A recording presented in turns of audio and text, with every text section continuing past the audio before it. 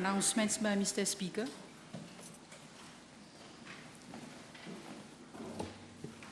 Honourable members, I have to report to the House as follows. Prior to and during the proceedings of the Assembly at the sitting of 18 July 2024, certain members, all belonging to the Labour Party, the MMM, and the Nouveau Démocrate, continually hindered the proceedings by screaming and making loud and noisy interruptions. Scandalous slogans and insults were proffered in an attempt to impugn the very legitimacy of the election of the Speaker and to hamper its due process. This behavior was intended to undermine the integrity of the constitutional office of the Speaker and the dignity of the National Assembly as a whole. At the same time, these members caused irredeemable damage to the image of the nation in the eyes of the world. Honourable members, the election of the Speaker was conducted by the clerk in accordance with sections 32(4) and 32(6) of the Constitution and the provisions of Standing Orders 7, 1 and 2. Let me remind honourable members that it is not the first time that the office of Speaker has become vacant before the dissolution of the Assembly. It is a fact that this very procedure was the one adopted in electing to the office of Speaker first Mr. Iswa Deo Sitaram on 4 December 1990, following a motion by then Prime Minister, the Right Honourable Sir Anirudh Jagnnath. Second, Sir Ramesh Jiulal on 23rd January 1996, following a motion by Prime Minister Dr. the Honourable Navin Chandra Rambulam. Thirdly, Mr. Abdul Razak Mohamed Amin Pirou on 24 July 2012, following a motion again by Prime Minister Dr. the Honourable Navin Chandra Rambulam. Members of Parliament know that the appropriate forum to challenge the legality of the election of the Speaker is neither for the House nor in the press, but the Supreme Court of Mauritius. I must also report to the House that members of Parliament have disobeyed the order for suspension from the service of the Assembly imposed upon them, which is yet another unprecedented occurrence in our Parliament. This House will certainly recall that on 5th July 2024, Honourable Rajesh Bhagwan was suspended for the day sitting and the ensuing 5 sittings. On 9 July 2024, Honourable Eshan Juman was suspended for the day sitting and the ensuing 6 sittings. And on July 12, 2024, Honourable Johanna Béranger was suspended for the day sitting and the ensuing 3 sittings. Despite their suspensions, at the sitting of 18 July 2024, Honourable Johanna Béranger, Honourable Rajesh Bhagwan, and Honourable Eshan Juman have forcefully made their way to the door of the chamber in breach of the standing orders, whilst they were not allowed to have access to any part of the precincts of the House, which includes all parts of the building on a sitting day. According to report submitted by the Sergeant at Arms, when refused access, the 3 suspended honourable members stated that they had received a convocation to attend the sitting by email from the office of the clerk. After verification, it has been confirmed that no such convocation had been addressed to them. This gross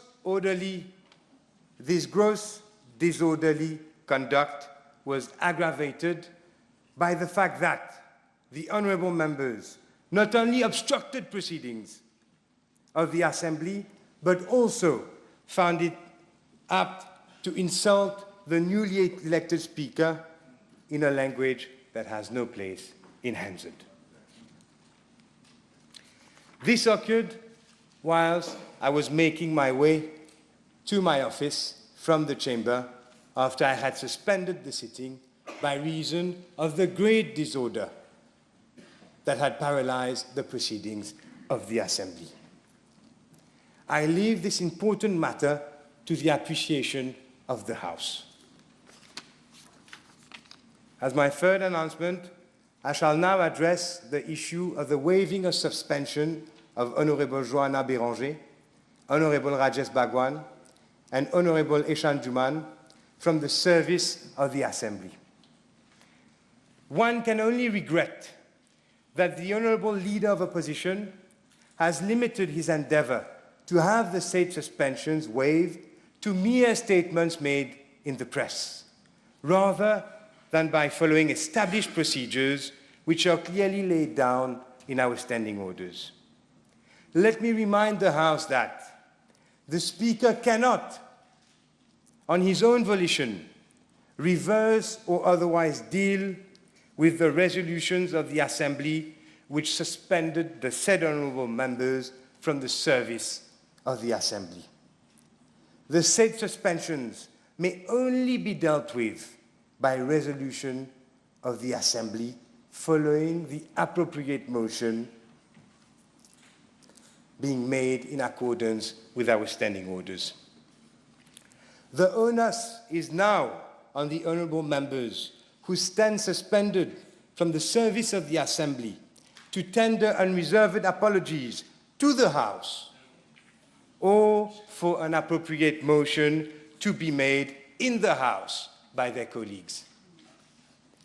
I deplore the approach taken by the Honourable Leader of the Opposition, who has chosen to throw ultimatums on the House, in the press, that is, that the opposition shall abdicate from its role in the Assembly at today's sitting unless and until the suspension of honourable members is lifted, whilst being oblivious to due process established by standing orders and practice.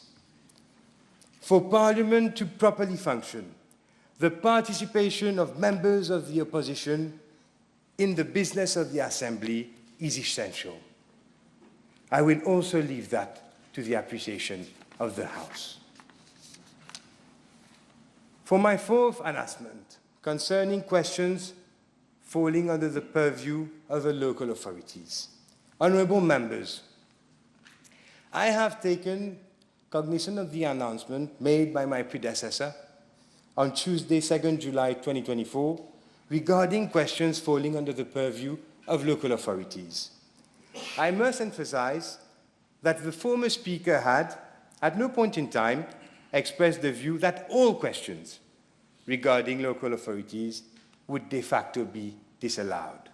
However, being given the fact that the said ruling gave rise to confusion as to distinguish which questions fall within the category of national interest and which fall under operational activities for which municipalities and district council are endowed with sufficient autonomy to manage their own local affairs.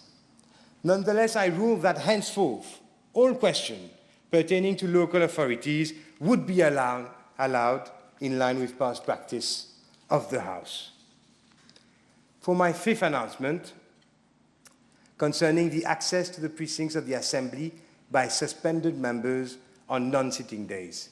Honourable members, my last announcement relates to the precinct of the Assembly, to the access to the precinct of the Assembly by members who are under suspension. I have been informed that access was denied to those members on days during which the Assembly was not sitting, except, of course, when any of those members was serving on any committee of the Assembly. In that regard, my reading of the provision of Standing Orders 49.5 and 49.6 of the Standing Orders and Rules of the Assembly is clear that members who have been suspended from the service of the Assembly are precluded from the precincts of the House only on sitting days. I therefore rule that henceforth suspended members shall be allowed to have access to the precincts of the Assembly on any day other than a sitting day. Moreover, I wish to apprise the House that it has been brought to my attention that some controversy has arisen concerning the modalities for the drawing of lots for determining the order of parliamentary questions. I wish to inform the House that I will personally look into this matter to ensure that fairness and equity prevail at all times. I thank you for your attention. Papers have been laid. Question, private notice question, none. Questions addressed to the Honourable Prime Minister. Honourable Members, the table has been advised that P594 has been withdrawn. In the absence of Honourable Fukyun Basha, I now call Mr. Honourable Salim Abbas Mawat.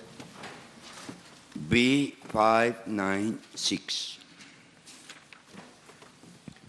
Mr. Speaker, sir, I'm informed by the Commissioner of Police that for the period 2005 to 2014, 17 government vehicles from the VIP security unit car pool were put at the disposal of Dr. N.R.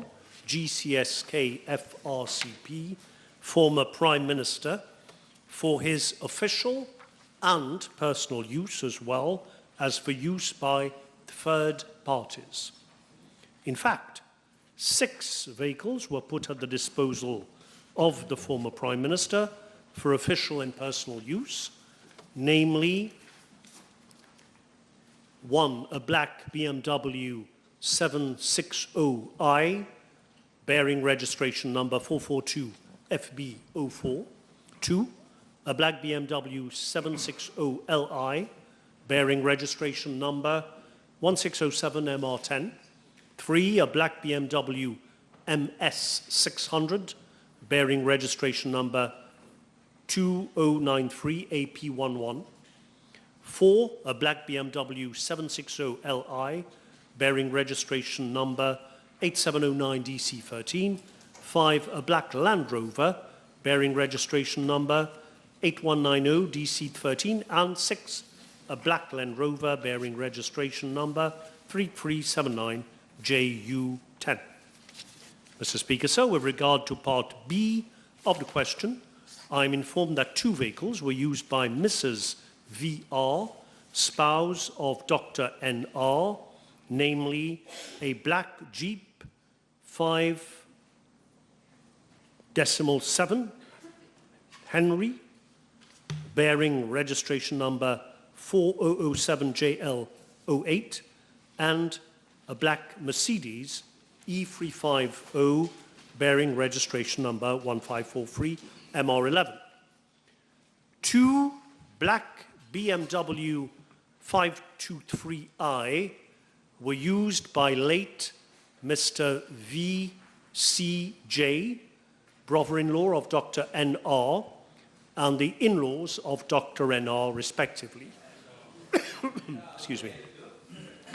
Mr. Speaker, sir, moreover, 1 vehicle, namely a BMW 735Li, Oxford green in colour, was put up for use by foreign eminent personalities, namely Mrs. Stéphanie MG, Princess of Monaco, and Marie Ségolène R, each time they visited Mauritius. 2 other vehicles as follows were used by VIPs lodged at Belmar Plage Hotel. 1, a beige Mercedes E280, 2, a black Mercedes E230. Furthermore, 1 vehicle, namely a BMW 523i, garnet in colour and bearing registration number 5517 SP08, was put at the disposal of Mr. Gilles Joseph F. Mr. Speaker, sir, the above vehicle, that is the BMW 523i, was also put at the disposal of Ms. Stéphanie S.A.F. and Mr. Laurent O. In addition to a black BMW 552D used by Ms. Stéphanie S.A.F.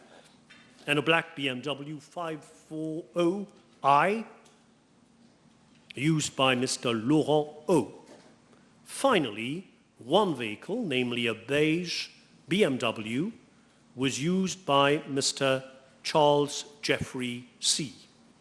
Mr. Speaker, sir, I'm informed by the Commissioner of Police that all these vehicles were driven by police officers posted at the VIP security unit. Yes, Honourable Abbas Mahmoud. Thank you, Speaker, sir. Can the acting Prime Minister state whether one Nandini S., very close to the former Prime Minister, was also provided with a vehicle from the VIP security unit carpool driven by a VIPSU officer?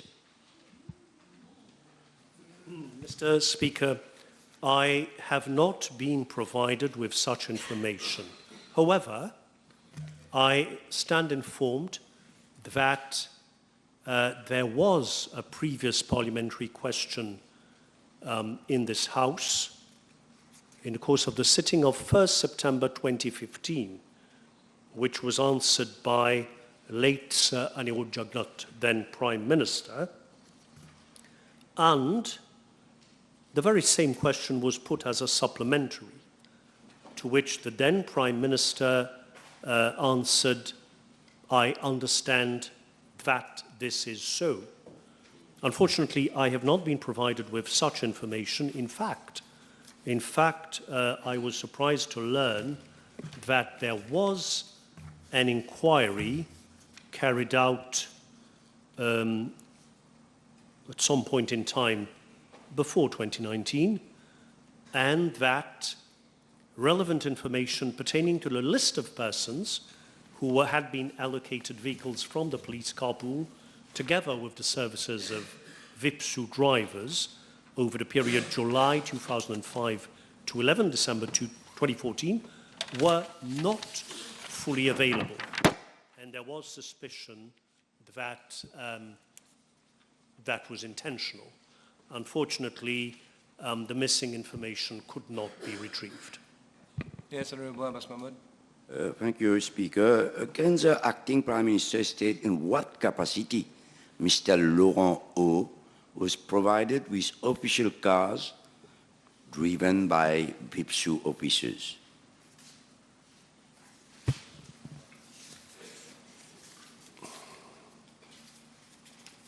Mr. Speaker, if the honourable gentleman will bear with me, I shall try to check whether such information has been provided to me.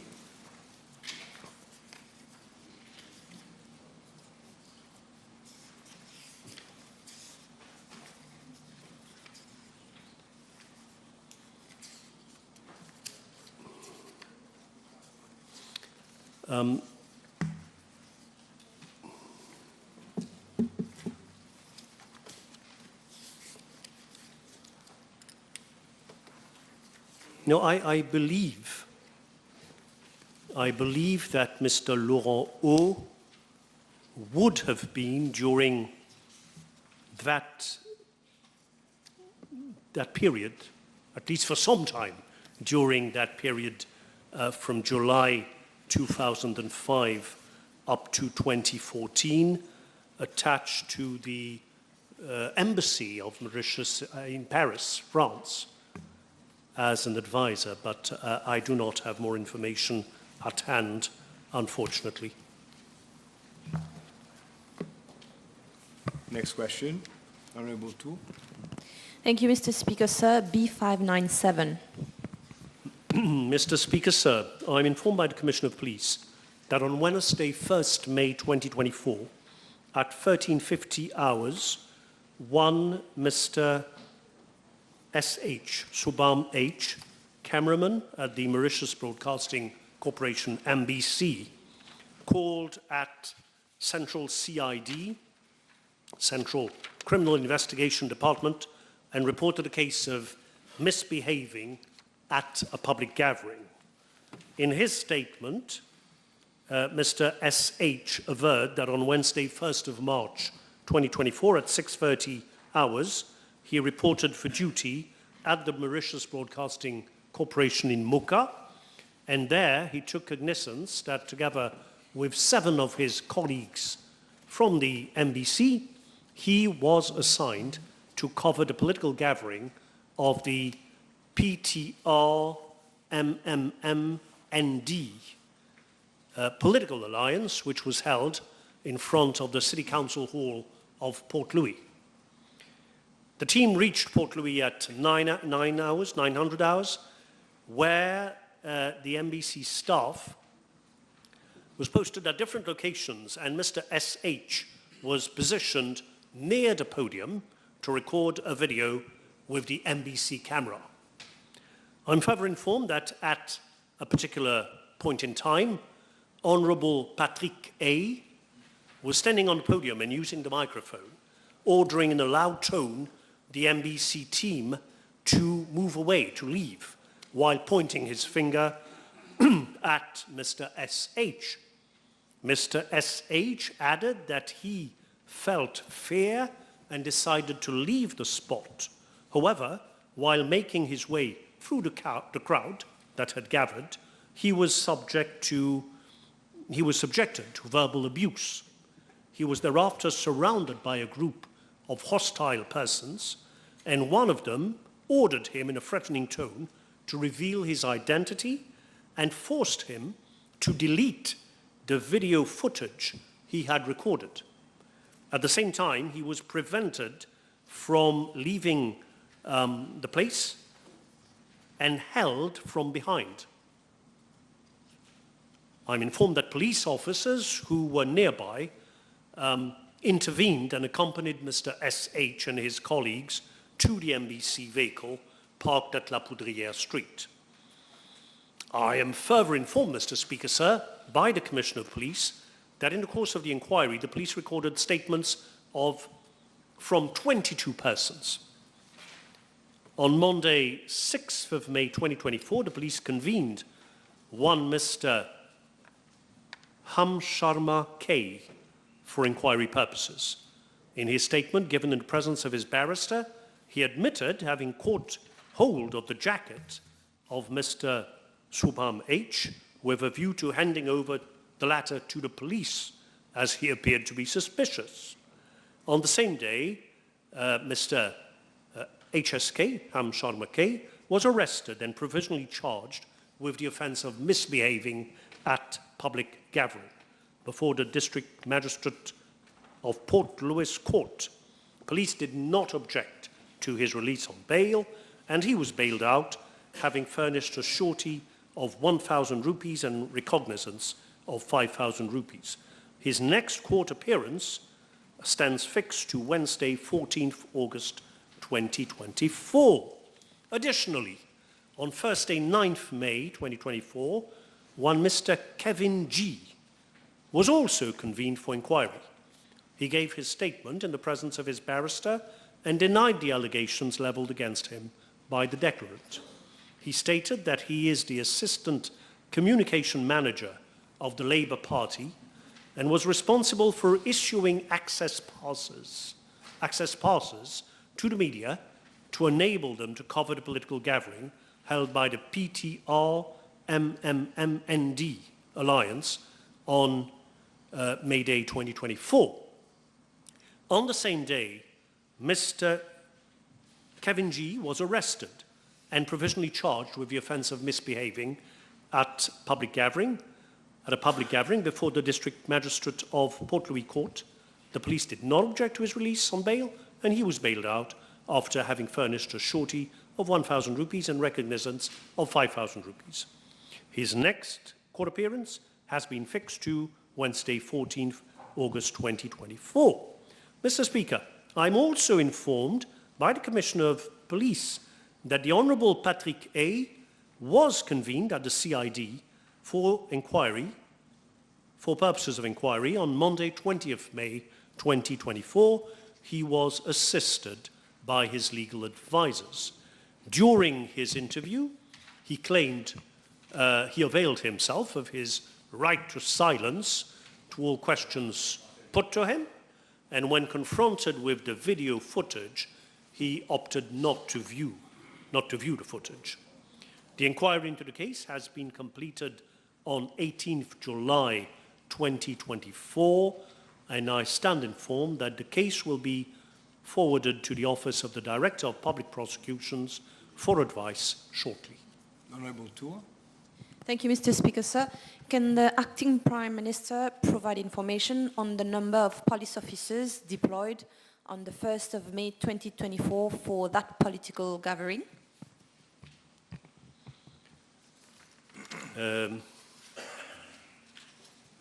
Yes, Mr. Speaker, if once again the lady will bear with me, I shall try and I have the number of MBC personnel, but unfortunately I do not have the number of police officers present at the gathering.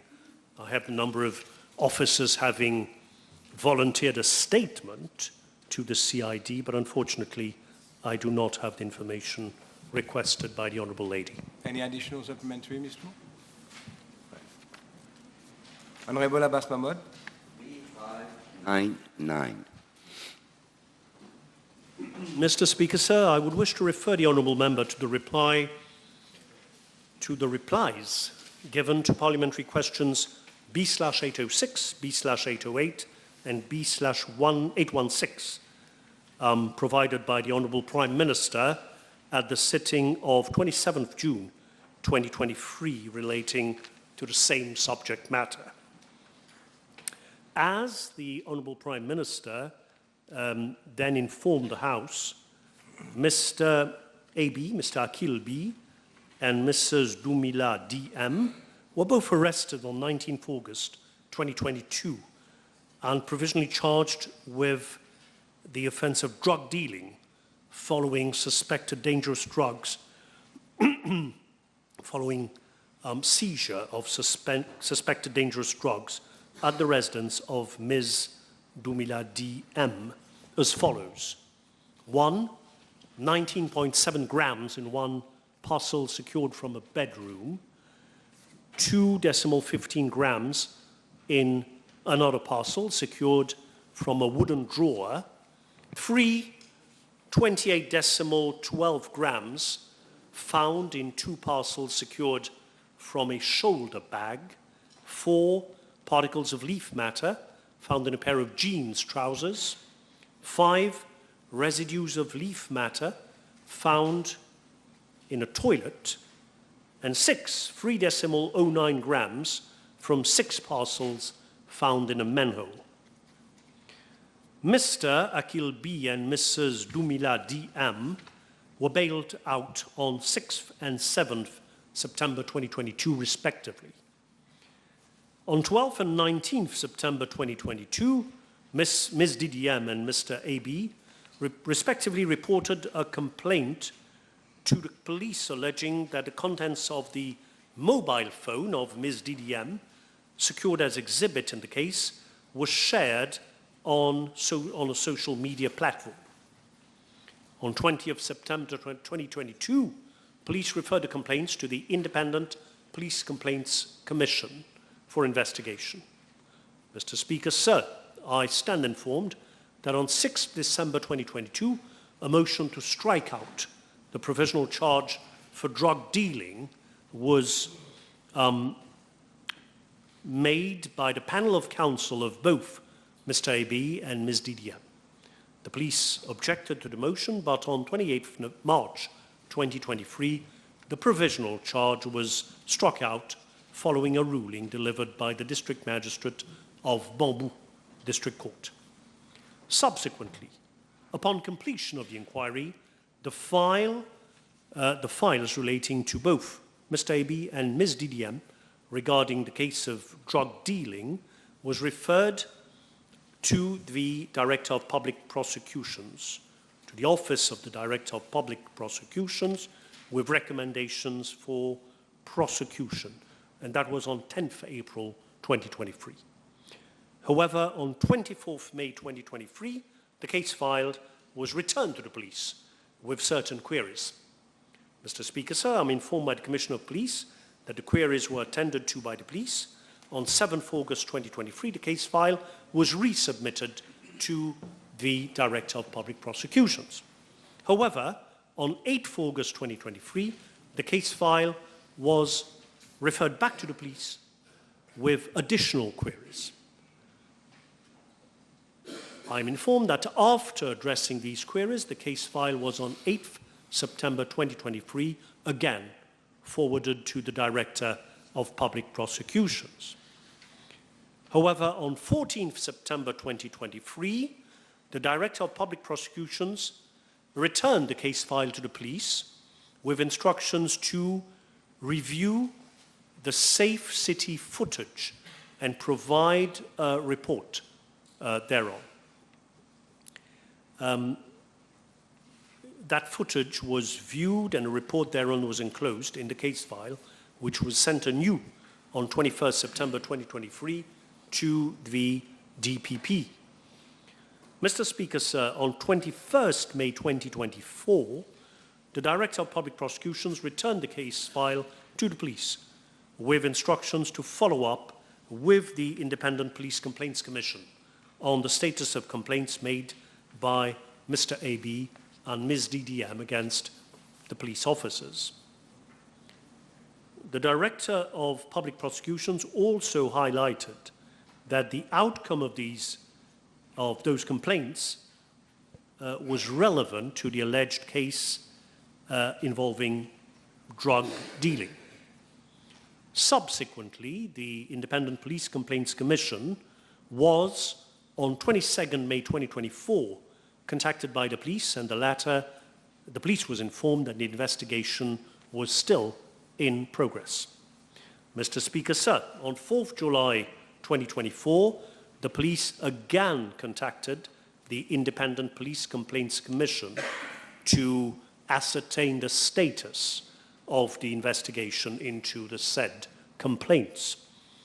And the Independent Police Complaints Commission thereupon informed the police that the investigation had been completed and the reports had already been forwarded to the Director of Public Prosecutions on 11th June 2024.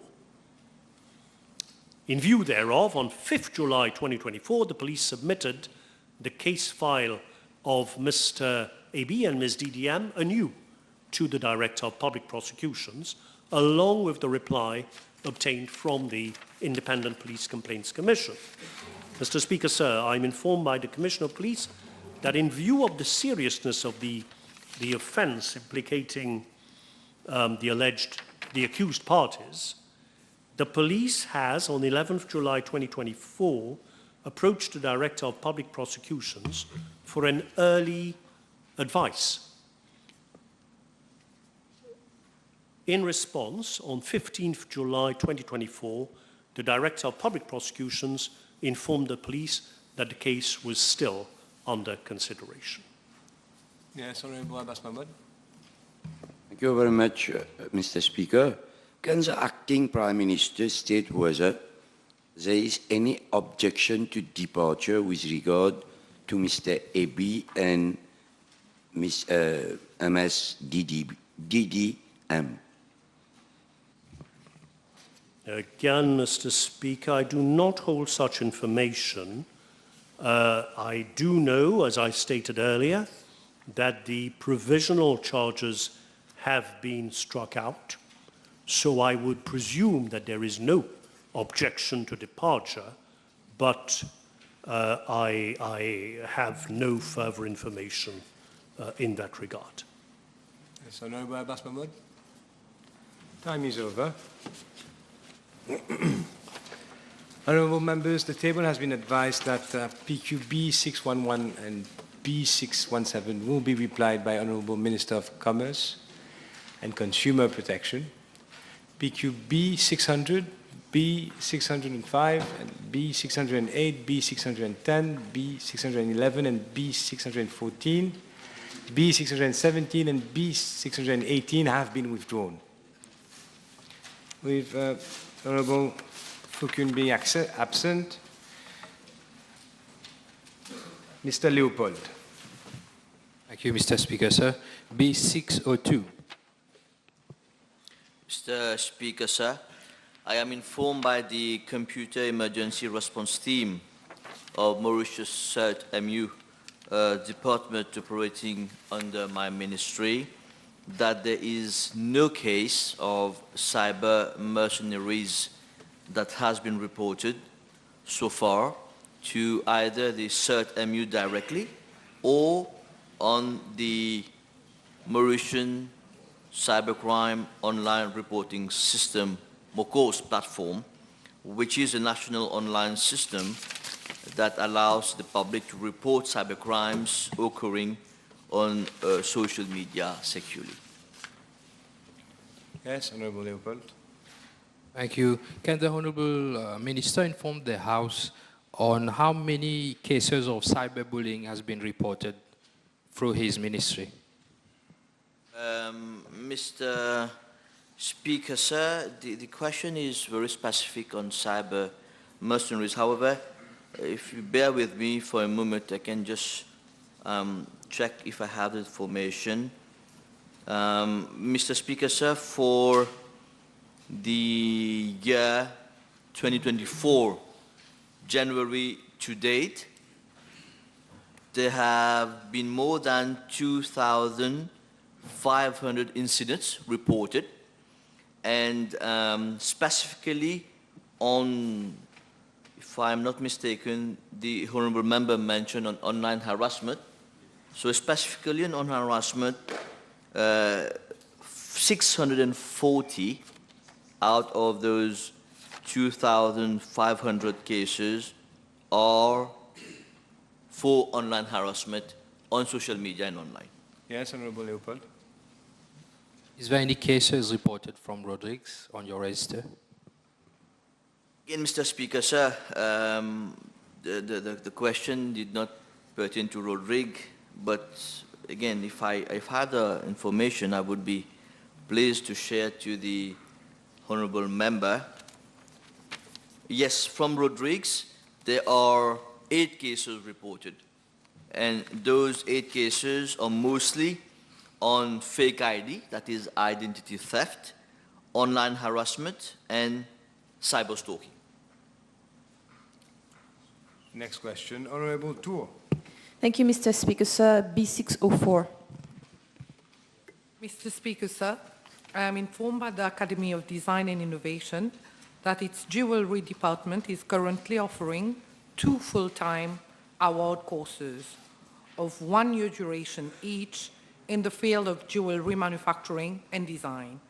These courses are namely the NC3 Level 3 in jewellery manufacturing and design and National Certificate Level 4 in jewellery design manufacturing and stone setting. The awarding body for these 2 courses is the Mauritius Examination Syndicate. The eligibility criteria for admission to the NC3 in jewellery manufacturing and design are as follows. The student should be at least 16 years old.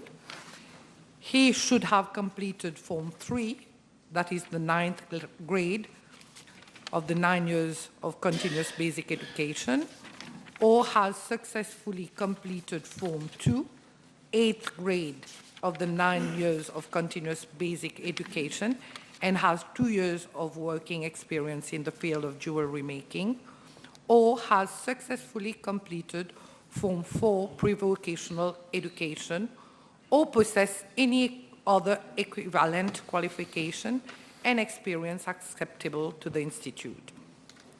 Insofar as admission to the second award course, that is the National Certificate Level 4 in Jewelry Design, Manufacturing and Stone Setting is concerned, a student must have the basic eligibility criteria, which I have just highlighted for the NC3 course, and also he must have successfully completed the NC3 in either jewelry manufacturing and design or jewelry making, or alternatively, the student has any other equivalent qualification and experience acceptable to the Academy.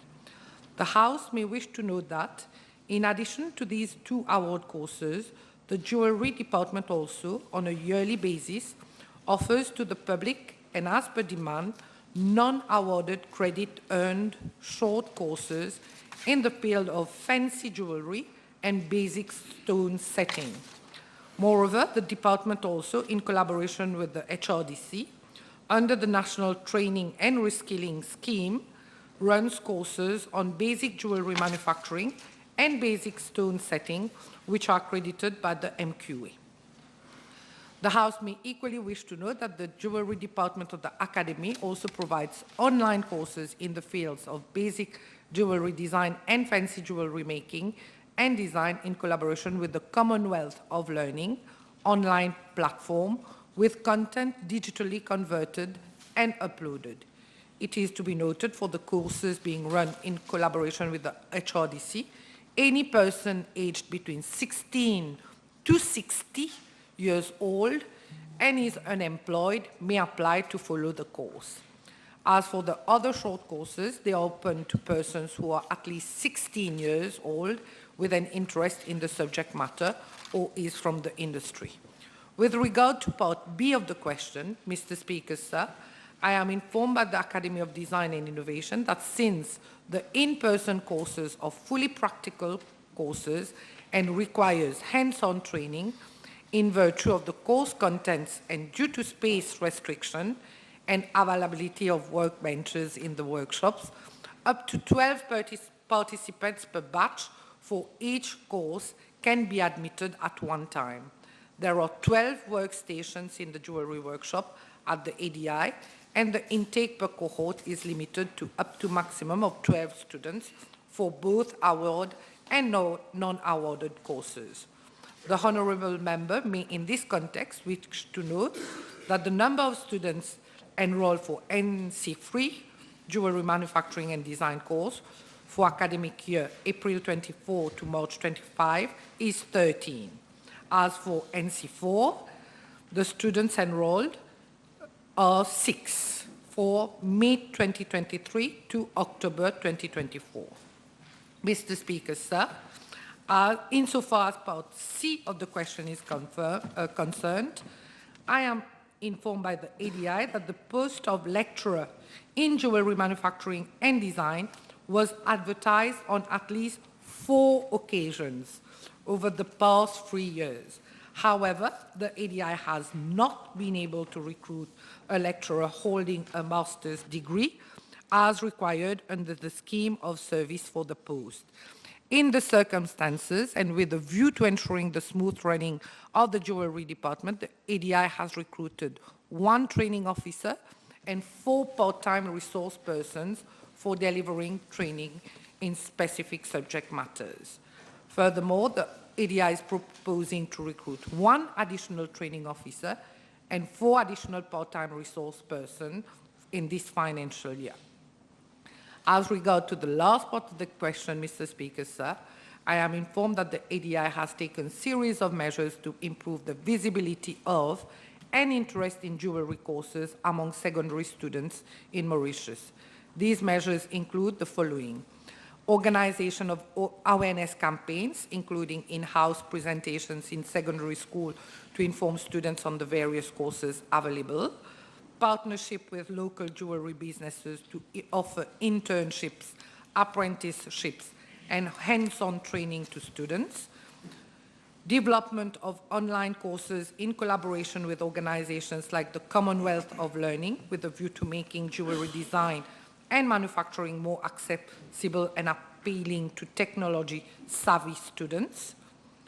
The courses comprise modules in artificial intelligence and 3D printing technologies to highlight modern techniques in jewelry creation.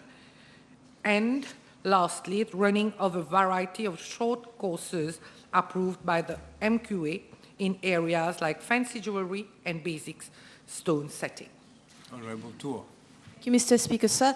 Over and above local partnerships and the Commonwealth of Learning, can the Honourable Minister state whether the Academy of Design and Innovation envisage any partnerships with foreign academic institutions as to enhance jewelry education in Mauritius?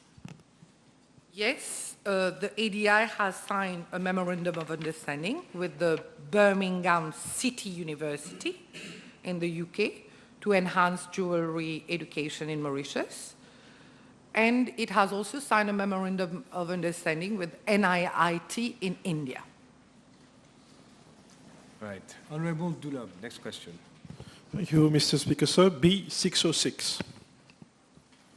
Monsieur le Président, avant de répondre à la question de l'honorable Doulab, je souhaite saisir l'opportunité de vous féliciter pour votre prise de fonction en tant que speaker de cette auguste Assemblée, suite à un processus qui s'inscrit dans le plus grand respect de notre Constitution et de nos institutions. Aussi, Monsieur le Président, la citation « Passant, je ne suis pas mort, je fais semblant » était très cher à feu votre grand-père Sagaïton Duval. J'y vois comme un signe du destin qu'aujourd'hui, son petit-fils soit nommé à la prestigieuse fonction de président de notre Assemblée. Je suis convaincu que vous ferez l'honneur à un des plus grands personnages de notre nation, ainsi qu'à notre démocratie parlementaire. Thank you, Honourable Member. Mr. Speaker, sir, the priority of this government under the Prime Ministership of Honourable Pravin Kumar Jagannath was to issue fishermen cards with the aim of reducing our dependency on seafood imports for the local market. Mr. Speaker, sir, I wish to put it on record that this government has promised to issue 1,000 fishermen cards. Today, this government is proud to announce that we will reach our target by the end of September this year. It is a fact, when the Labour Party was in power, the issue of fishermen cards was the least of their concern. However, as rightly stated on different occasions by the Honourable Prime Minister, parole donnée, parole sacrée, the MSM government has fulfilled its promise. Mr. Speaker, sir, the House is aware, in the budget speech of 2 financial years, namely 2021-2022 and 2022-2023, government had announced the issue of 1,000 fishermen cards with priority to be given to active fishermen in the first instance. Accordingly, out of the 1,000 cards that was announced to be issued, 672 fishermen cards have been issued, out of which 177 are from the region of Mayberg, as at 18 July 2024, which includes, of course, 85 fishermen cards for period April 2023 to date. The region-wise list is being tabled. Mr. Speaker, sir, the processing of fishermen cards is an ongoing exercise. If all goes as planned, the remaining 328 applicant fishers will receive their certificates and fishermen cards within the next 2 months. Thus, we shall achieve the target of allocation of 1,000 fisher cards, which is indeed a great matter of pride for me and this government. Mr. Speaker, sir, also, on the 18th of July, means a few days ago, 191 fishermen cards were issued. The House may wish to know that during the awards ceremony, which was graced by my 2 colleagues, Mr. Honorable Hariram and Honorable Ramdani, the fishermen community was highly appreciative of the fact that their contribution to the economy was being recognized, and they expressed their gratitude to the government for the number of schemes that have been put in place for them. This amply testifies that this government has adhered the well-being of the fishermen community. Honorable Dulab. Thank you, Mr. Speaker. Sir, can the Minister confirm the number of fishermen who have retired on the ground of age as of now? Yes, Mr. Speaker, sir, as at date, 334 fishers have retired from fishing activities against a compensation under provision of budgetary measures. Hence, my ministry has an additional 334 fishermen cards, which will be allocated to next of kin of the retired fishers and also to new applicants. Yes, Honorable Dulab. Next question. B612. Mr. Speaker, sir, I join my colleague member, and from all members present in the House, we congratulate you for your election as Speaker. Thank you. Mr. Speaker, sir, intrauterine insemination is an assisted conception technique and a fertility treatment. It is a less invasive and more affordable option compared to other assisted reproductive technologies, ART, like in vitro fertilization, IVF, for selected patient population. My ministry recognizes the growing demand for fertility treatments, including IUI, due to various factors such as delayed childbearing and infertility issues. Mauritius, like many countries worldwide, has experienced a decline in birth rates. The current birth rate for Mauritius in 2024 is 9.8 births per 1,000 people, a 0.56% decline from 2023. Mr. Speaker, sir, since 6 January 2024, the fertility clinic at SSR Hospital has embarked on intrauterine insemination, also known as IUI procedure. As at date, 38 insemination samples have been processed for couples undergoing fertility treatment. These couples have been selected according to the intrauterine insemination guidelines of my ministry, which have been formulated using international scientific evidence. Mr. Speaker, so I'm informed that out of these 38 couples who underwent IUI treatment, 2 patients conceived. It is the first time that such innovative fertility treatment is available in our public hospital. This is an encouraging step for infertile couples wishing to conceive and who do not have the means to follow costly treatment in private or abroad. Mr. Speaker, so ensuring healthcare personnel is crucial for the success of fertility treatment and IUI procedures. Ministry has initiated specialized training programs for gynecologists and medical laboratory staff. These programs are designed in collaboration with international fertility experts. Thanks to the sponsorship of Merck Foundation, 2 medical lab technologists were selected and sent to Manipal Academy of Higher Education, Mangalore, India, for a certificate course in assisted reproduction from January 2023 to April 2023. Additionally, 2 gynecologists were also selected and sponsored to be trained in the basics of reproductive endocrinology and infertility at Indira Fertility Clinic in Udaipur, India. Mr. Speaker, sir, the implementation of IUI procedures is progressing well. We remain committed to providing accessible, affordable, and effective fertility treatment to support the reproductive health and well-being of our citizens. Thank you. Yes, Honorable Tour. Thank you, Mr. Speaker, sir. Can the Honourable Minister inform the House on the current status of the Assisted Human Regulation Bill? Yes, Mr. Speaker, sir. Now, for the time being, this bill, the Ministry is engaged in the drafting phase of the bill, and that will be going to Cabinet. And it also is currently formulating a framework that addresses the ethical, legal, and social considerations related to assisted human reproduction.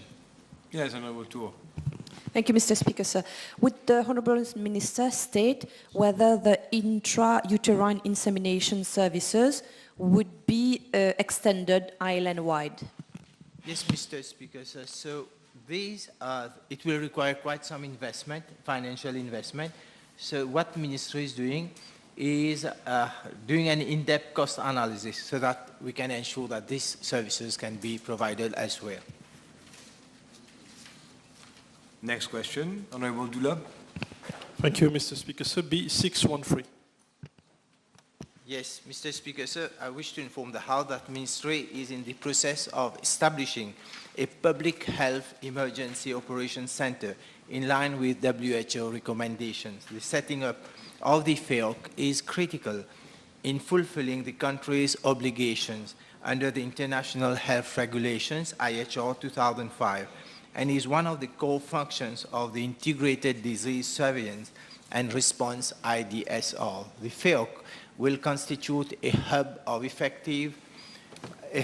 effective harmonization of information and resources during emergencies. This command center will be called upon to bring together multi-sectoral and multidisciplinary experts to coordinate preparedness and response efforts to disease outbreaks and other public health emergencies. The WHO has thus extended its support in the form of consultancy services from September to December 2023 to lay the foundation of the setting up of the FEOC. An assessment of the FEOC capacities was conducted and an implementation plan for the setting up of the FEOC was developed. The FEOC is expected to reinforce health resilience against emerging and re-emerging infectious diseases. Provision has accordingly been made in the budget for the operationalization and day-to-day running of the FEOC, which is expected to be operational by end of December 2024. Yes, Honorable Dula. Thank you, Mr. Speaker. Sir, can the Minister inform the House about the budget allocation of the Public Health Emergency Operations Center? Yes, Mr. Speaker, sir. WHO is providing support for the training of staff and will also provide IT equipment. The allocated budget covers the following key areas: salaries and allowances for the dedicated team of professionals, that those who will be operating the FEOC, day-to-day operational expenses, including utilities, maintenance of equipment and supplies necessary for smooth running of the FEOC, and also a contingency fund to be utilized for immediate response activities in the event of a public health emergency. The budget allocated in this year is 2.6 million rupees. Merci. Thank you. Time is over. Mr. Speaker, sir, I move that all the business on today's order paper be exempted from the provisions of paragraph 2 of Standing Order 10. The question is that all the business on today's order paper be exempted from provisions of paragraph 2 of Standing Order 10. Those in favor say aye, those against say no. Aye. The ayes have it. Statements by ministers. Thank you, Mr. Speaker, sir. Let me also, first of all, join my colleagues in congratulating you on your appointment as Speaker of the House. Mr. Speaker, sir, with your permission and for the benefit of the House, I would like to make a statement on the Israeli-Palestinian conflict. The recent developments unfolding in Gaza, wherein the situation has reached an appalling level of suffering and destruction, are a matter of grave concern. According to recent reports, more than 38,000 Palestinians have been reportedly killed in the Gaza Strip, including innocent children, and around 89,000 Palestinians have been injured since the conflict between Hamas and Israel started on 7th of October last year. According to the World Health Organization, a multitude of attacks have been recorded in the occupied Palestinian territory since 7th of October 2023, and the Palestinian health system continues to be severely overstretched. On Friday, 19th July 2024, Israel launched an air raid against the port city of Hodeidah in Yemen in retaliation to a drone attack by the Houthis on Tel Aviv. We are dismayed by the fact that this conflict is still ongoing, despite the adoption of a resolution by the UN Security Council on 10th of June 2024, urging both parties to implement a ceasefire agreement without further delay. We reiterate our appeal to both sides to exercise restraint so as not to derail the ongoing peace talks. In parallel, we are witnessing a deplorable situation of dim prospect for a two-state solution between Israel and Palestine. The parliament in Israel has passed a resolution on 18th July 2024 that overwhelmingly rejected the establishment of a Palestinian state. Mr. Speaker, sir, on 19th July 2024, the International Court of Justice delivered a landmark advisory opinion wherein it is mentioned that Israel's continued presence in the occupied Palestinian territory is unlawful and should be ended as rapidly as possible.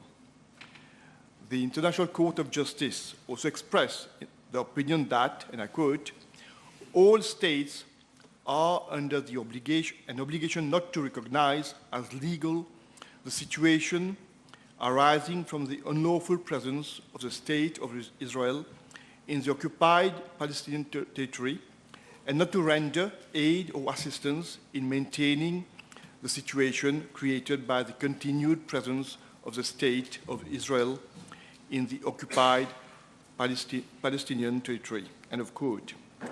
In its advisory opinion, the court concludes that the State of Israel's continued presence in the occupied Palestinian territory is unlawful. The State of Israel is under an obligation to bring an end to its unlawful presence in the occupied Palestinian territory as rapidly as possible. The State of Israel is under an obligation to cease immediately all new settlement activities and to evacuate all settlers from the occupied Palestinian territory. The State of Israel has the obligation to make reparation for the damage caused to all the natural or legal persons concerned in the occupied Palestinian territory.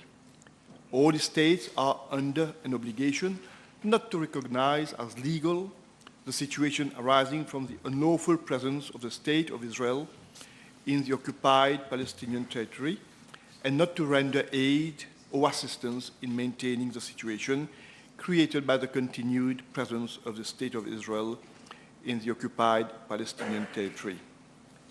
International organizations, including the United Nations, are under an obligation not to recognize as legal the situation arising from the unlawful presence of the State of Israel in the occupied Palestinian territory, and the United Nations, and especially the General Assembly, which requested the opinion, and the Security Council should consider the precise modalities and further action required to bring an end as rapidly as possible the unlawful presence of the State of Israel in the occupied Palestinian territory. The House would recall that on 9th July 2024, in an answer to PQB 571, my colleague, the Honourable Minister of Foreign Affairs, Regional Integration and International Trade, stated that on 22nd February 2024, Mauritius participated in the oral hearings at the ICJ on the request for an advisory opinion pursuant to the United Nations General Assembly Resolution 77/247 pertaining to the question of Palestine. Mauritius took a very proactive stand on this issue and was among the 57 states which made a written submission to the ICJ. Mauritius has, for decades, lent its unflinching support to the cause of the Palestinian people. We have always called for an end to the Israeli occupation that began in 1967.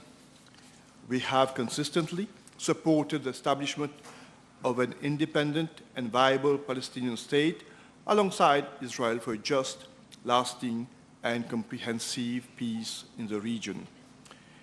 In line with our long-standing and affirmed position, Mauritius has always voted in favor of all UN resolutions on the question of Palestine, and that emphasized the importance and urgency of resolving the Israeli-Palestinian conflict through the establishment of an independent state of Palestine, living side by side with Israel in line with the two-state solution. We therefore welcome and fully support the advisory opinion delivered by the International Court of Justice. Mauritius calls for the full implementation of the ICJ advisory opinion, calls on Israel to adhere to its international obligations and to respect international law, and urges the international community to fulfill its obligations in addressing Israel's illegal practices. I also wish to reassure the House that Mauritius will maintain its commitment to support all initiatives at the level of the General Assembly of the United Nations that would call on Israel to unconditionally withdraw its illegal occupation of the Palestinian territory in line with the advisory opinion recently delivered by the ICJ. We also firmly believe that the two-state solution is the only viable option that can bring along lasting peace to the region. In this regard, Mauritius supports all initiatives to bring this enduring conflict to an end and promote the Israeli-Palestinian peace process, including our support for an immediate ceasefire, the unconditional release of all hostages, and the unimpeded access of humanitarian assistance. Thank you, Mr. Speaker, sir. Public bills first reading. Mr. Speaker, sir, I beg to move that the State Lands Amendment Bill number 12 of 2024 be read a first time. Seconded. Public bills second reading. Mr. Speaker, sir, let me first congratulate you for your appointment as Speaker of the House, and now move that the Finance Bill number 10 of 2024 be read a second time. The Finance Bill number 10 of 2024 provides for the implementation of measures announced in the Budget Speech 2024-2025 and its annex, and for matters connected, consequential, or incidental to it. The bill brings amendments to 94 enactments which cover the three themes of the budget, namely fostering economic dynamism, working towards a sustainable and inclusive Mauritius, and building our future. Mr. Speaker, sir, the main amendments contained in the bill will be explained. I will now speak on the main amendments which relate to fostering economic dynamism. Clause 6 amends the Bank of Mauritius Act to further strengthen the operational independence of the central bank to deliver on its mandate of monetary policy and financial stability. Clause 7 amends the Banking Act to, amongst others, review the terms for the appointment of auditors for branches or subsidiaries of a foreign bank and remove the time frame of at least 24 hours of notice to the public before the day on which an institution proposes to transact business with the public when that day is a bank holiday or a public holiday.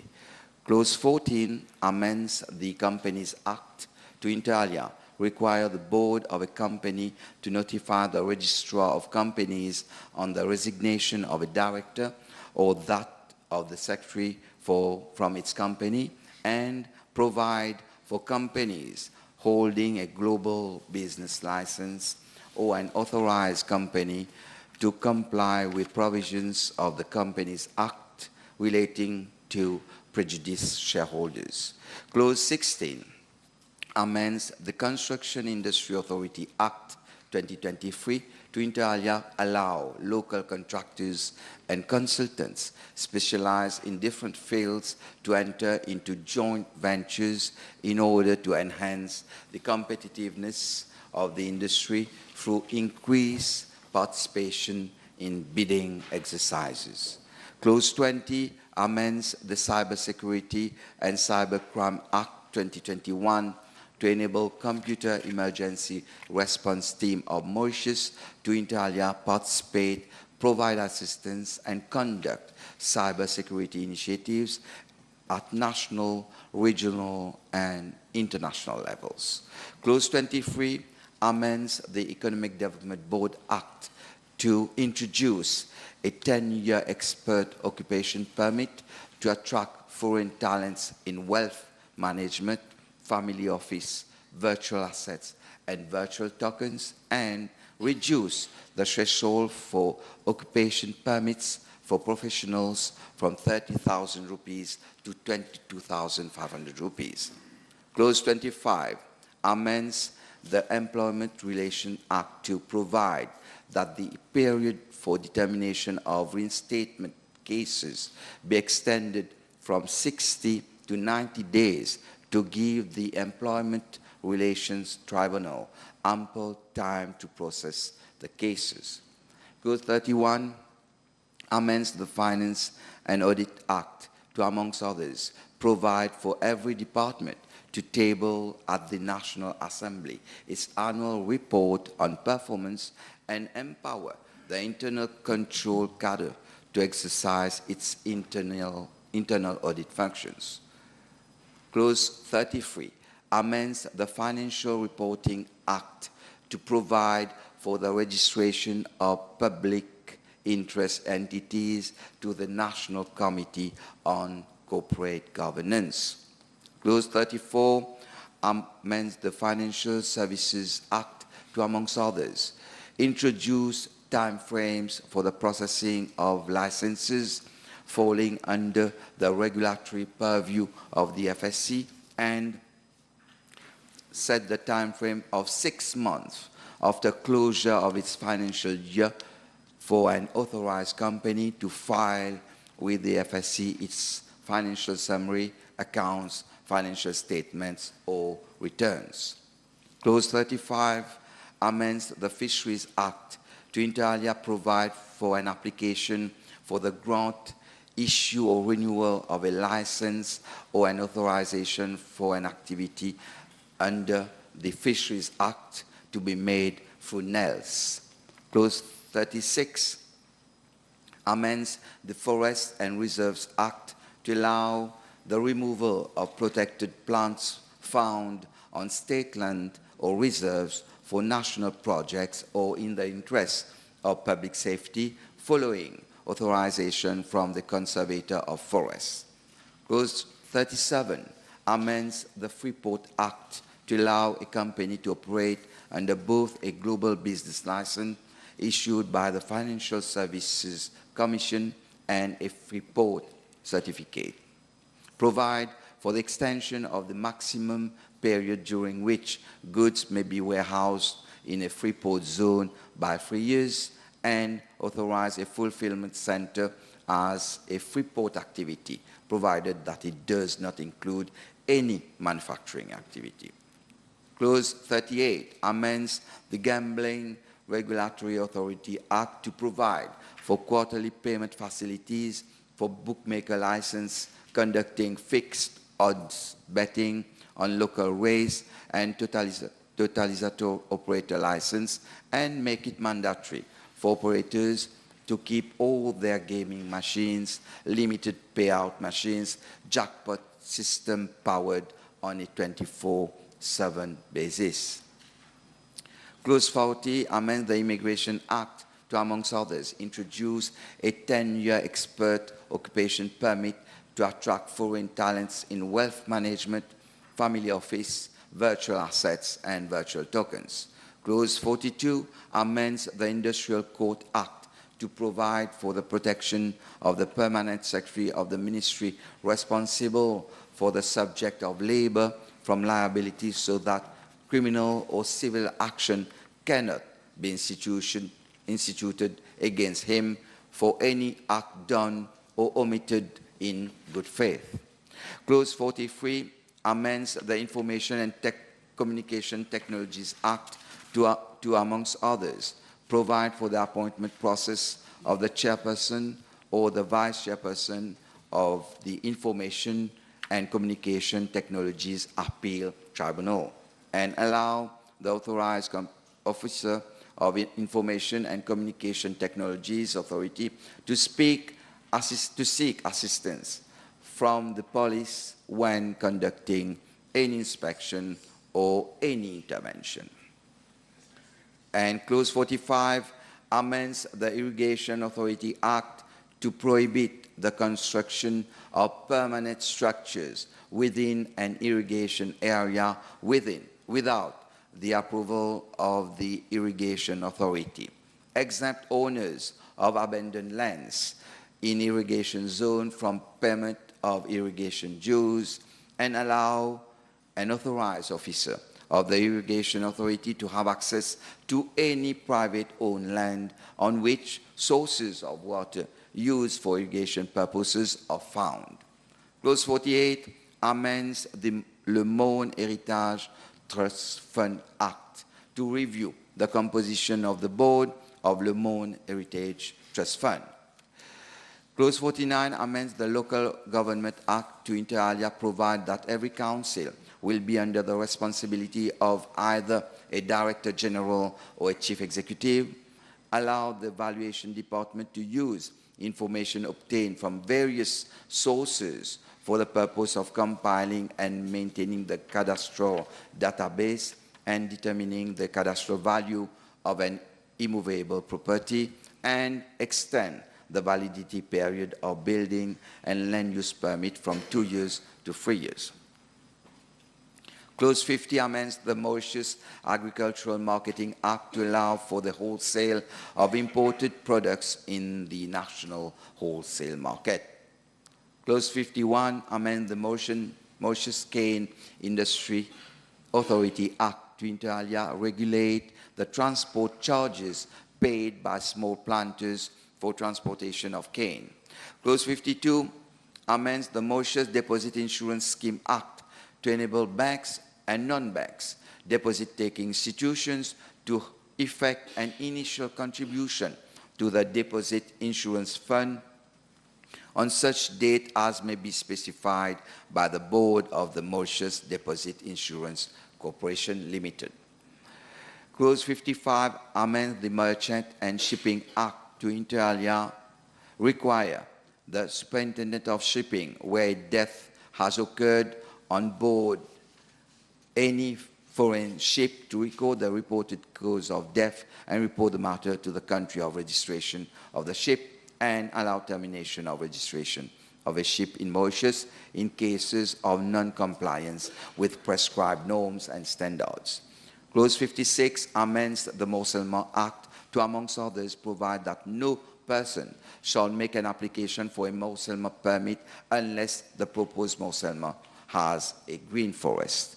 Clause 57 amends the National Agricultural Product Regulatory Office Act to exempt a person from applying for an export license for the export of tea below 2 kilograms.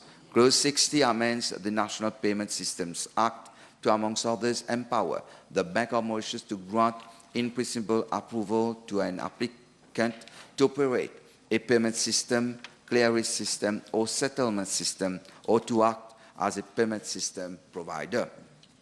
Extend the authority of the BOM to authorize a person to operate a clearing system or settlement system, and enable the Bank of Mauritius to approve the extension of the appointment of a firm of auditors for an additional period not exceeding 2 years. Clause 64 amends the Non-Citizen Property Restriction Act to allow a foreign entity to hold an immovable property by virtue of a non-renewable lease agreement for industrial or commercial purposes for a term not exceeding 30 years. Clause 73 amends the Public Procurement Act to, amongst others, provide for the setting up of a procurement management and contract administration unit to inter alia ensure that approved projects are implemented in a timely manner and within approved costs, and provide advice to public bodies on project management and contract management, and allow for the independent review panel to require the Central Procurement Board to furnish all relevant information and attend any meeting. Clause 81 amends the Securities Act to make it mandatory to seek the approval of the Financial Services Commission prior to appointment of an audit firm by a closed-end fund. Clause 88 amends the Sugar Industry Efficiency Act to include a representative of the ministry responsible for the subject of land drainage to be a member of the Land Conversion Committee, and allow the Sugar Investment Trust to also sell land to option holders and the general public. Clause 89 amends the Sugar Insurance Fund Act to limit the period of tenure of office of chairperson and members appointed by the minister responsible for the subject of agro-industry and food security to 1-year term, and that they are eligible for reappointment. Clause 90 amends the Tourism Authority Act to inter alia align the validity period of a tourist accommodation certificate with that of the tourist enterprise license. Clause 94 amends the Virtual Asset and Initial Token Offering Services Act to impose a statutory obligation on a virtual asset service provider to appoint a senior executive at all times, duly approved by the FSC. Clause 95 amends the Workers' Rights Act 2019 to inter alia provide that workers on maternity or paternity leave must not be discriminated against in respect of career development or opportunity of promotion, and that termination of employment cannot be effected in such circumstances. Provide that a worker working from home and performing excessive hours of work has the right to disconnect. Provide for more flexible working arrangements by giving a worker the option of taking time off instead of being paid overtime. Ease labor management at level of enterprises and to better protect the right of workers. Consequential amendments are being made to Private Recruitment Agencies Act 2023, extending the entitlement to an allowance paid during cyclone warning clause 3 and 4 to other circumstances where work is performed during heavy or torrential rainfall or period of safety built-in. Provide for the refund of vacation leave.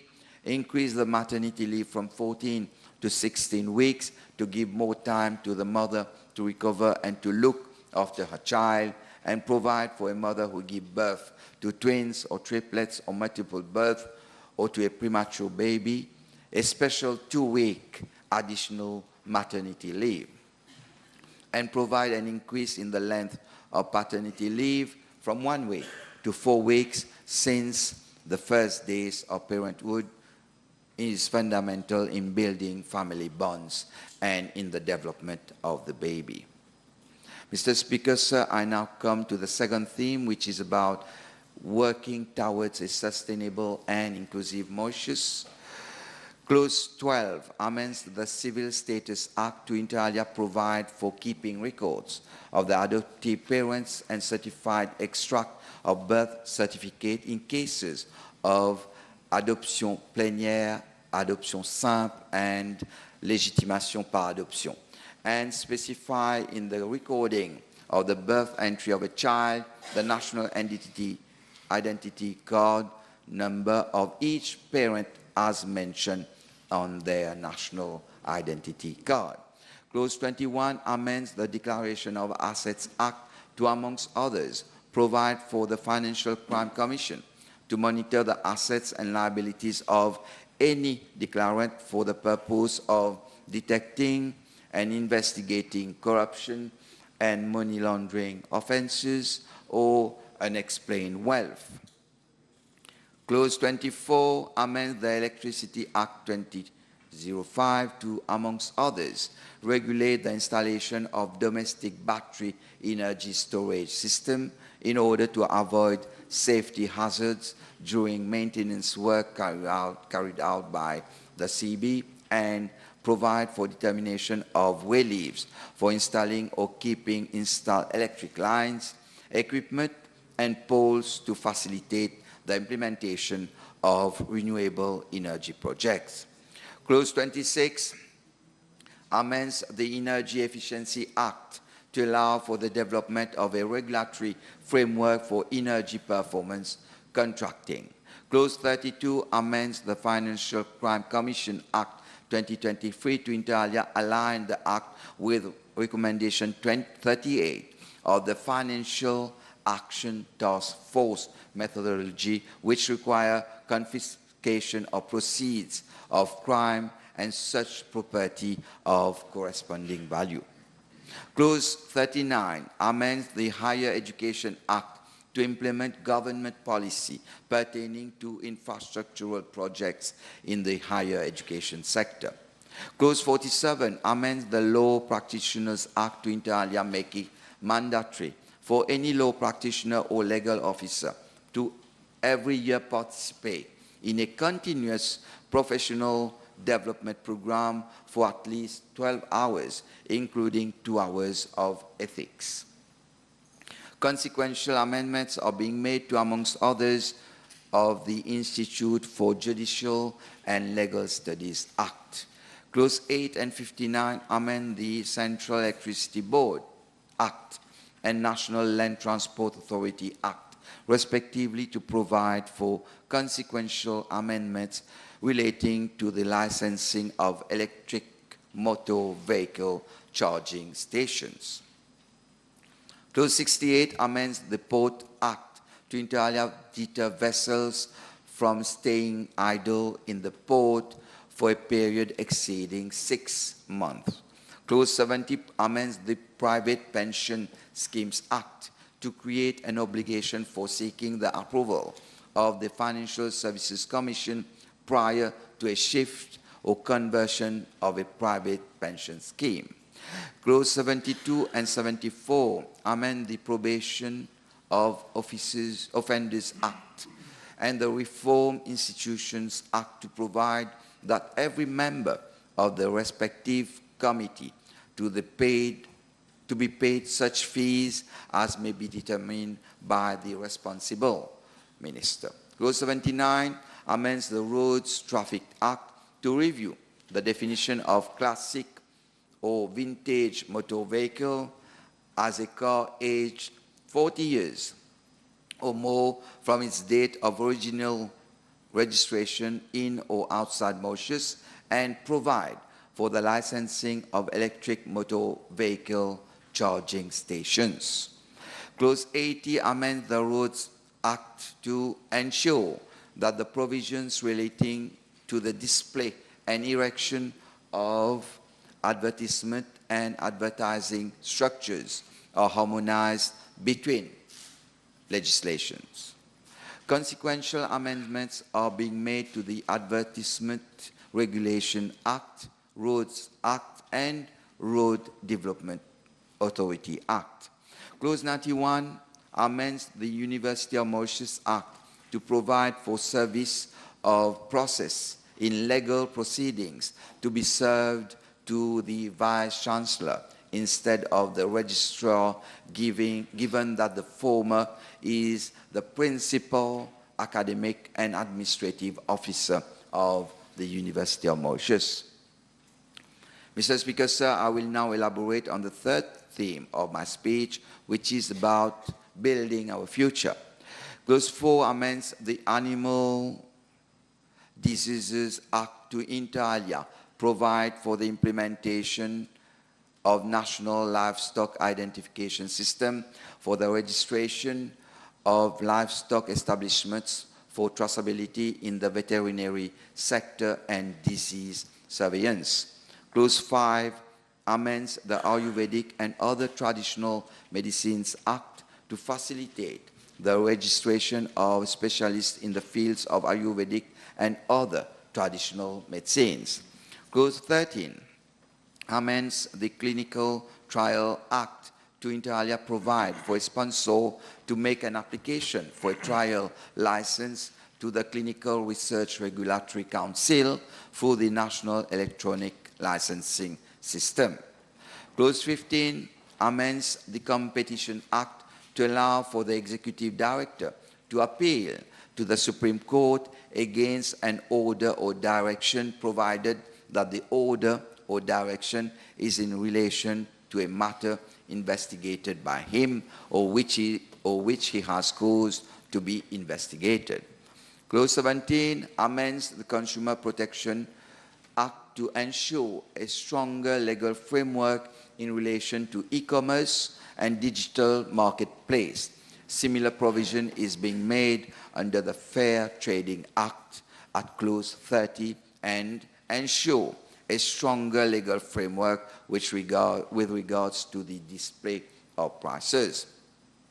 Clause 18 amends the Custom Acts, amongst others, to defer until 30 June 2026 the penalty provision for failure by an importer to submit a bill of entry for the clearance of goods within 5 working days. Clause 19 amends the Customs Tariff Act to allow a beneficiary of a duty-exempted motor vehicle to benefit from another duty-exempted motor vehicle, provided he reimburses the proportionate duties and taxes remaining due on the current motor vehicle. The new motor vehicle should be cleared within 9 months.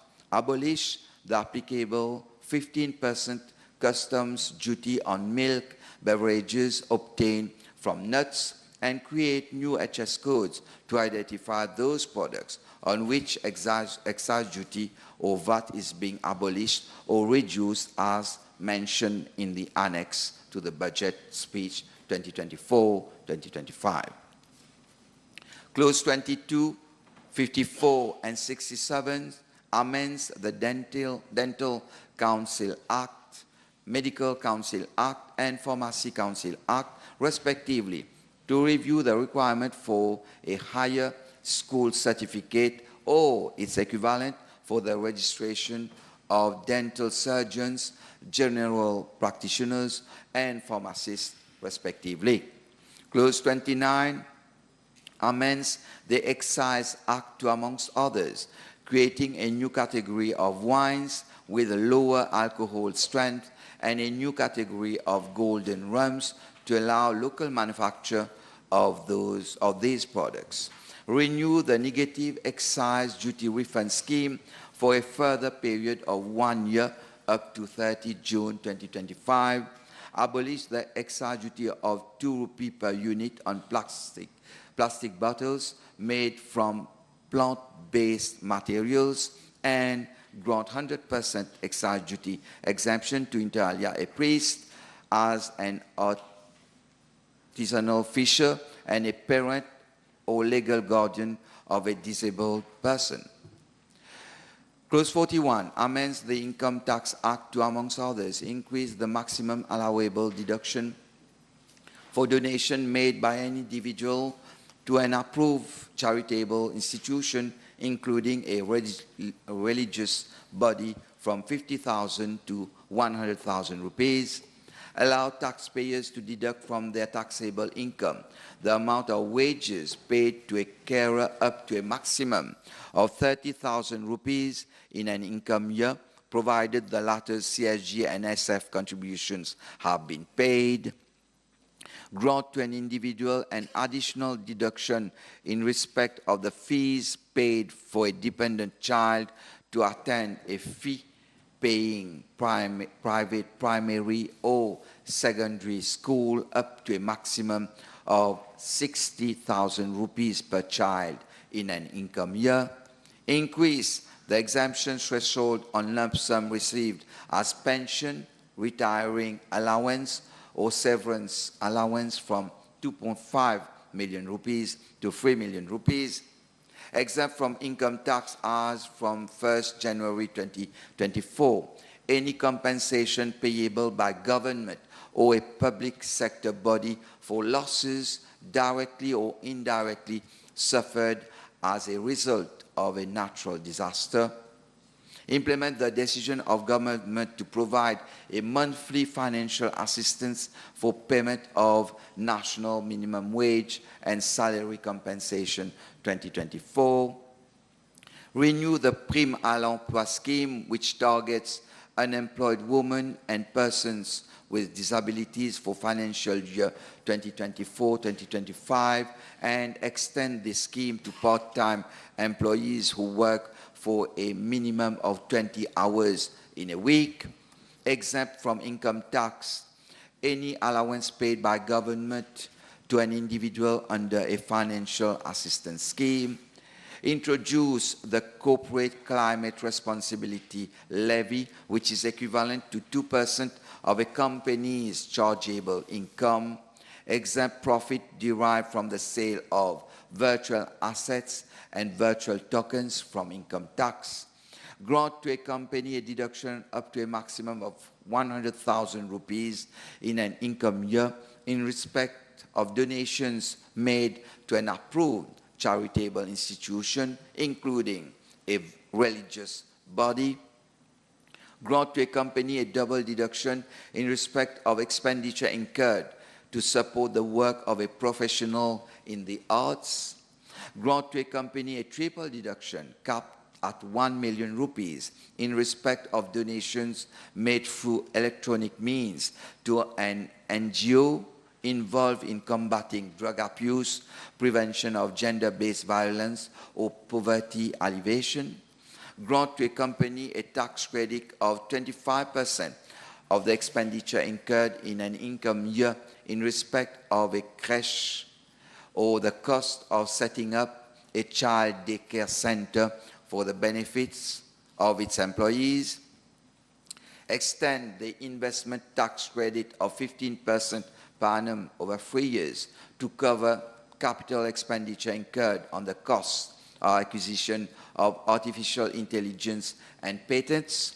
Extend the partial exemption regime of 80% to a company holder of a payment intermediary services license or robotic and artificial intelligence-enabled advisory services license, and allow for financial year 2024-2025 the one-off transfer of 1 billion rupees of CSR fund by the MRA to the consolidated fund for financing social schemes and programs, including overseas treatment scheme, grant for antenatal care, and l'allocation égalité des chances.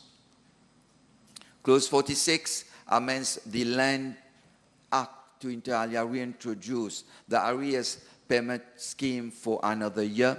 A debtor will benefit from the full waiver of interest and penalties if he settles his debt outstanding as at 30 June 2024 or before 26 June 2025, and deem that an effective change in ownership of a company will occur where there is a change of more than 10% in its shareholding. Clause 53 amends the Mauritius Revenue Authority Act to, amongst others, reintroduce the tax arrears settlement scheme, which provides for full waiver of penalties and interest where tax arrears are paid in full by 26 June 2025, and introduce the contribution arrears payments scheme, which provides for full waiver or waiver of 75% of penalties, interest, or surcharge, as the case may be, where arrears and social contribution, NPF and SF contribution, or training levy are paid in full by 26 June 2025. Clause 61 amends the National Pension Acts to, inter alia, provide for payment of child's allowance to beneficiaries of basic pensions irrespective of the number of children, and increase the quantum of child's allowance to 2,500 rupees, provide an additional monthly disability allowance of 3,000 rupees to a disabled child of less than 18 years who benefits from the invalid basic pension, review the operational mechanism of the National Pension Fund and the National Savings Fund, increase by 500 rupees the quantum of basic retirement pension, basic invalidity pension, basic widow's pension, and basic orphan pensions, increase the quantum of guardian allowance payable to person taking responsibility of orphans to 2,000 rupees, and provide for an increase in the inmate allowance to 1,500 rupees to improve the well-being of retirees in charitable institutions. Clause 62 amends the Native Terrestrial Biodiversity and National Parks Act to enlarge the mandate of the Conservation Fund to finance, amongst others, biodiversity and conservation projects and forestry-related activities.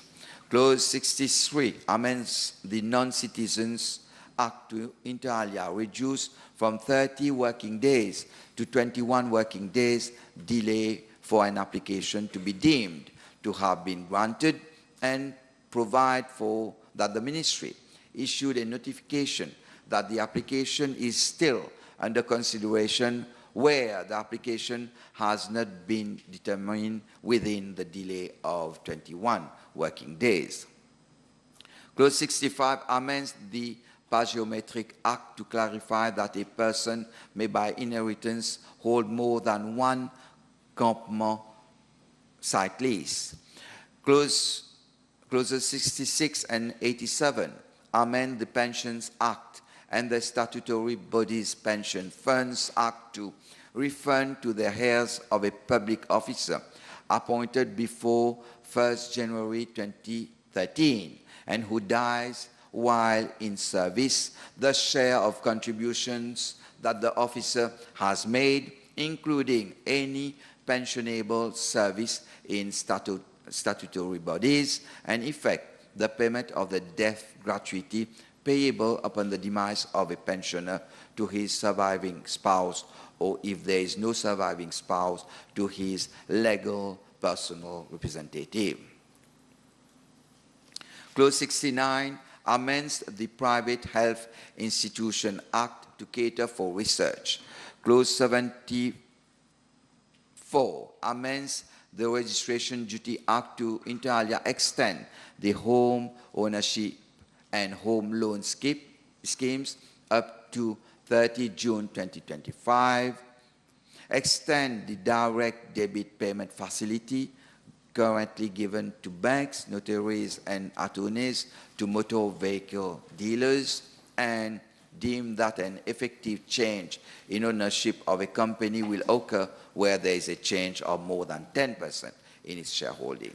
Clause 76 amends the Registration of Associations Act to inter alia facilitate the registration of amendment of rules of a registered association and remove the requirement for the secretary of an association to deposit with the registrar of association an original document of the security bond furnished by an officer.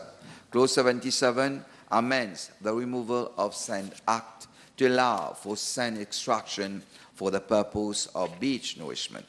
Clause 83 amends the Social Contribution and Social Benefits Act to, amongst others, increase the amount of retirement benefit payable as from 1st January 2024 to a person aged 75 years or above from 1,000 to 2,500 rupees, extend the payment of the CSG income allowance until June 2025, including end-of-year bonus.